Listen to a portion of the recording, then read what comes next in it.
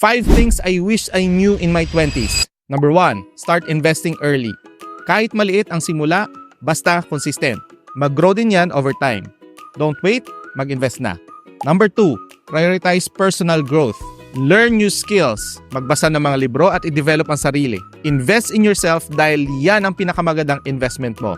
Number 3, choose your circle wisely. Surround yourself with positive vibes lang. Piliin mo ang mga kaibigan na sumusuporta sa iyo at sa mga pangarap mo.